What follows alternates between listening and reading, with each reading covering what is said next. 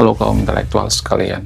Berita yang viral di Konoha adalah Netanyahu menderita kanker prostat. Wow, gila. Ini yang headline di Konoha. Bahkan di media sosial juga banyak orang bersyukur. Warga Konoha banyak yang bersyukur ketika Netanyahu menderita penyakit kanker prostat. Wow. Bahkan komentar-komentar di media sosial, komentar itu sangat sadis sekali. Ada yang bersyukur gitu ya, ada yang melakukan syukuran ya, syukuran di medsos maksudnya. Kemudian ada yang ketawa gitu ya.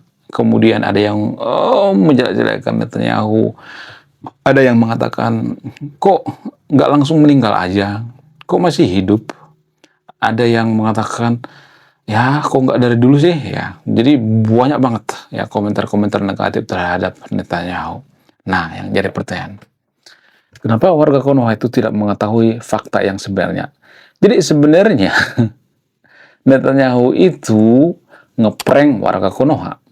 Jadi ini menurut saya pribadi sesuatu yang terus berulang di Konoha ya. Kita tuh selalu mudah dibodohi oleh konten-konten prank misalnya, kemudian konten-konten hoax dan lain sebagainya.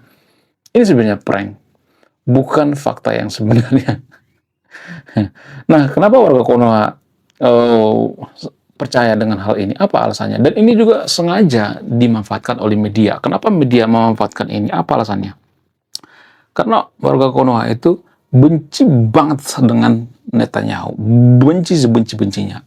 Nah, yang jadi pertanyaan, kenapa warga Konoha itu benci banget dengan Netanyahu? Apakah ada urusannya dengan agama? Sangat. Jadi kalau ada warga Konoha mengatakan, kalau lu nggak benci dengan Netanyahu, berarti lu nggak punya jiwa kemanusiaan. Pret, nggak ada hubungannya. Kalau misalnya mengatakan, oh kalau lu nggak benci dengan Netanyahu, ya berarti lu nggak peduli dengan kemanusiaan di Palestina. Lah, itu negeri ya gimana? Masa cuma Palestina doang yang peduli? Negeri itu ada perang tuh. Ya kemudian di mana? Di Ukraina juga ya. Di Rusia juga ya, di belahan dunia lain juga ada perang kok ya. Ya kemudian di Afrika juga perang. Di Konoha juga ada perang kok ya. Di Papua gitu ya. Banyak tuh ya. Jadi jangan tiba-tiba gitu ya. Di Konoha tuh kalau saya perhatikan tiba-tiba peduli dengan kemanusiaan. Karena apa? Karena seiman gitu. Karena seagama. Ya karena apa? Karena suruhan daripada pemuka agamanya gitu. Jadi jangan-jangan ya, menurut keyakinan saya, dugaan saya, kenapa berita-berita seputar Palestina, kenapa penderitaan Palestina ini menurut dugaan saya tanda kutip dijual di media sosial, di iklan-iklan dan lain sebagainya, dan ada donasi dan lain sebagainya. Ya menurut keyakinan saya, menurut dugaan saya, karena di video sebelumnya saya udah bahas nih ya, ada sebuah video donasi untuk Palestina diembat, ya, ditilep. Jadi nggak nyampe donasinya sampai ke Palestina. Karena setelah saya perhatikan, ternyata yang paling berdonasi di Palestina itu bukan Konoha. Harusnya kan Konoha kan, karena kita rajin berdonasi kan. Ternyata yang paling rajin berdonasi itu bukan Konoha, tapi Amerika dan UEA. Jadi itu pada faktanya guys, itu pada datanya. Jadi kita benci dengan Netanyahu itu karena apa? Karena faktor agama, nggak ada alasan lain. Nah yang jadi pertanyaan, kenapa kita benci dengan Netanyahu? Apakah karena kita peduli dengan kemanusiaan? Enggak.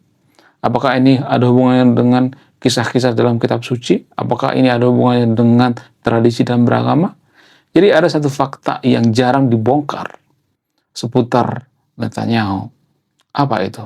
Jadi guys, tanpa kita sadari, kalau kita nggak punya musuh, kalau ada seseorang misalnya ini nggak pernah dimusuhi gitu ya, seperti Konoha misalnya. Konoha itu kan nggak pernah dimusuhi ya.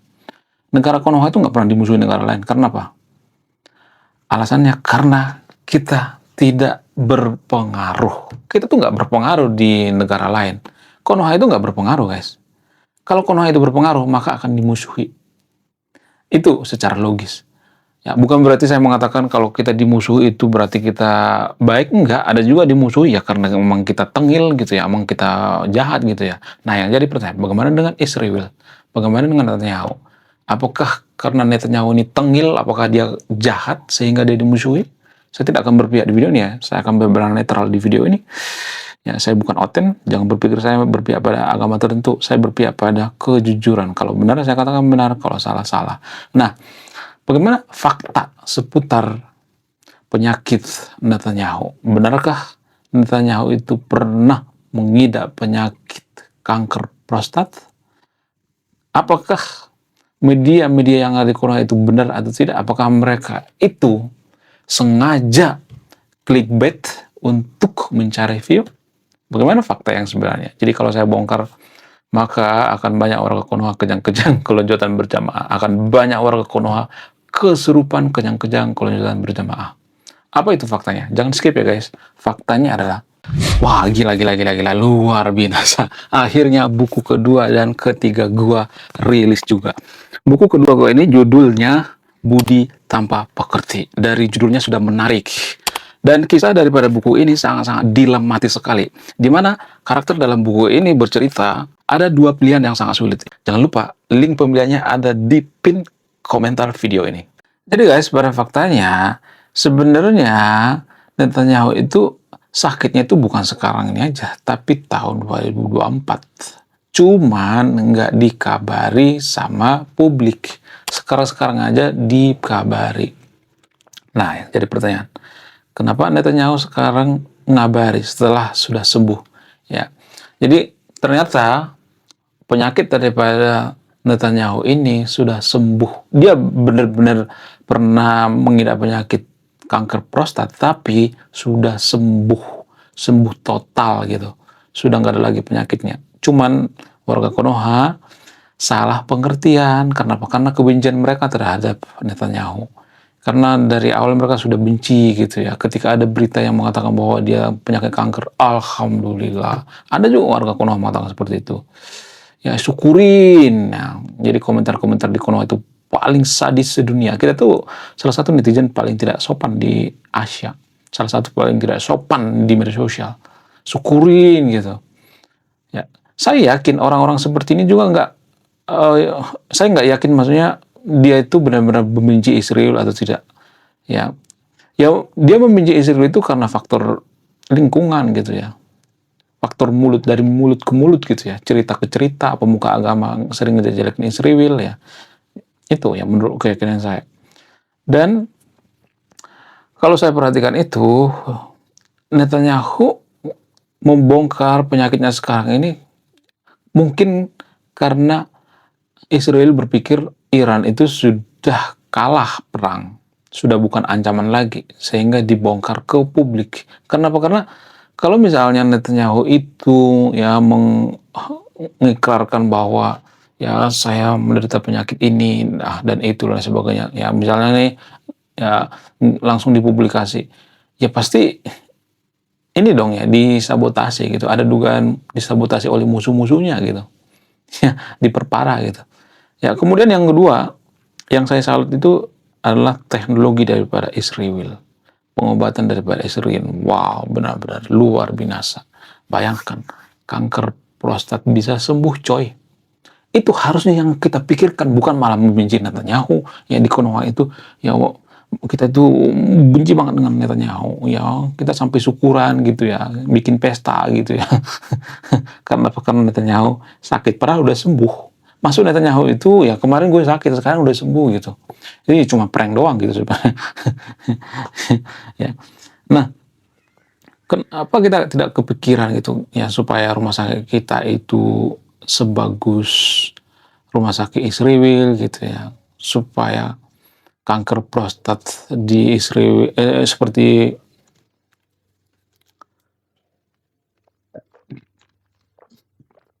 tes. Harusnya kita mikir gimana caranya supaya di Konoha itu orang yang menderita kanker prostat itu sembuh seperti yang ada di Israel. Harusnya kita belajar sama Israel gitu.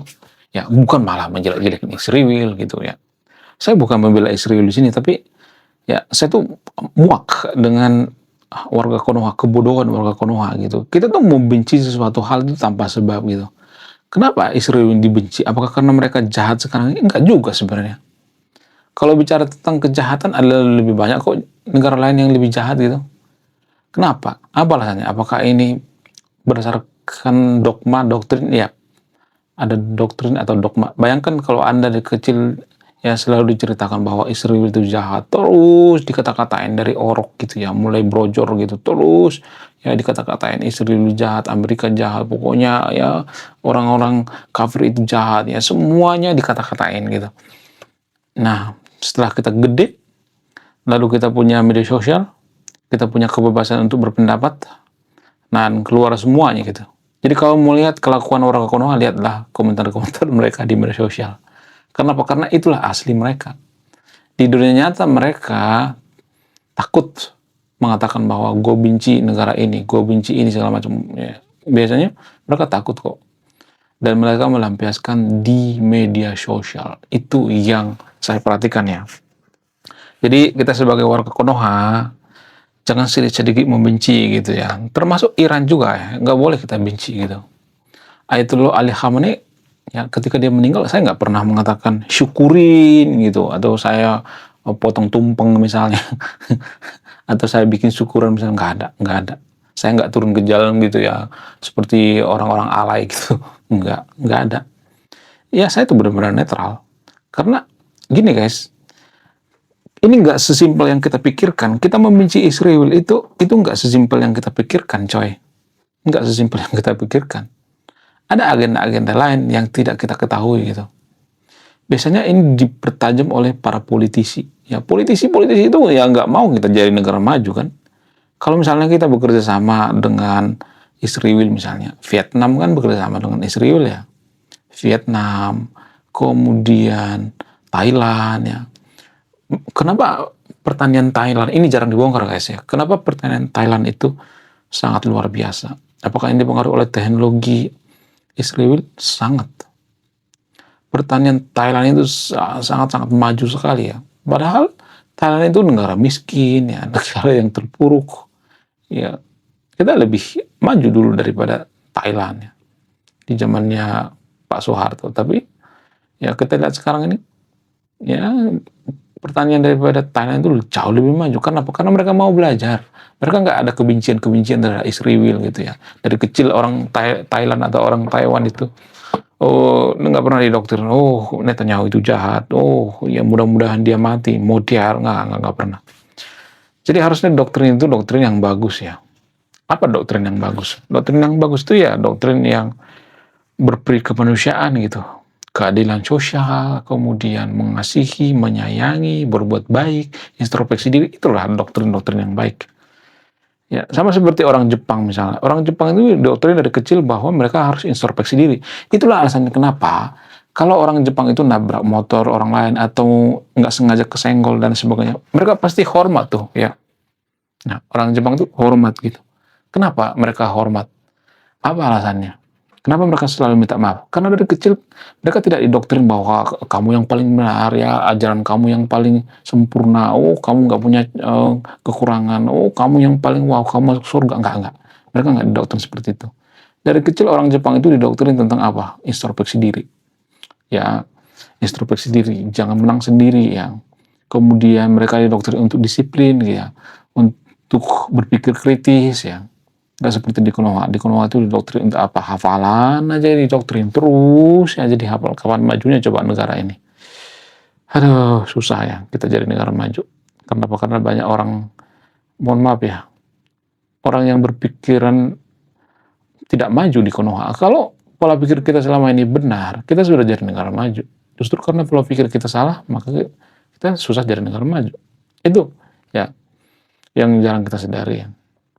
Tapi kalau saya ngomong seperti ini nanti pasti banyak nanti yang kejang-kejang kelonjotan bersama. Jadi guys ya, mohon maaf bagi videonya. Saya tidak akan menyimpulkan di video ini ya, silakan simpulkan sendiri. Ya, kalau saya menyimpulkan itu artinya saya berpihak. Saya tidak mau berpihak di video ini. Silakan simpulkan sendiri. Wah, gila, luar biasa. Akhirnya buku kedua dan ketiga gua rilis juga. Buku kedua gua ini judulnya Budi Tanpa Pekerti. Dari judulnya sudah menarik. Dan kisah daripada buku ini sangat-sangat dilematis sekali. Dimana karakter dalam buku ini bercerita, ada dua pilihan yang sangat sulit. Yang pertama, ketika seorang tokoh dalam buku ini tidak bawa-bawa agama saat kampanye, maka dia bisa dipastikan kalah. Tapi ketika bawa-bawa agama dalam kampanye, ketika dia bawa-bawa kalimat insya Allah, maka dia bisa dipastikan menang. Nah, yang jadi pertanyaan, kalau Anda di posisi karakter dalam buku ini, mana yang Anda pilih? Ini temanya sangat cocok dengan tema channel ini, bahas tentang agama. Kemudian tidak hanya ini juga menarik guys ya, Tanah Luka. Dari judulnya juga udah kelihatan ya, ini cerita penuh dengan luka. Dimana kisah dalam buku ini ada seorang kiai yang sangat-sangat dilematis. Dia bingung memilih antara menyelamatkan hutan atau menyelamatkan 1.000 anak yatim. Jadi kalau Anda di posisi buku ini, mana yang Anda pilih? Nah, yang menarik dari kedua buku ini adalah menggunakan sudut pandang sastra Nobel. Kapan lagi ya kan baca buku yang setara dengan buku Nobel. Wow, luar biasa. Silahkan di check out sekarang juga. Kalau nggak di check out juga nggak apa-apa. Karena saya nulis buku itu bukan nyari duit sebenarnya. Ya, karena saya pengen berkontribusi terhadap kemajuan bangsa kita. Itu tujuan saya nulis buku ya. Jangan lupa, link pembeliannya ada di pin komentar video ini. Jadi saran saya guys ya, ini bukan kesimpulan tapi saran saya, lebih baik kita tiru teknologi Israel ya. Kenapa Israel maju, kenapa Amerika maju gitu, daripada kita mengutak, itu nggak produktif ya. Lebih baik kita berpikir gimana caranya ya maju seperti Amerika dan sebagainya ya. Menurut kalian gimana? Coba tulis di komentar ya. Saya tidak akan berpihak video ini. Sekian video ini, terima kasih sudah memahami. Saya kaum intelektual, salam rasional.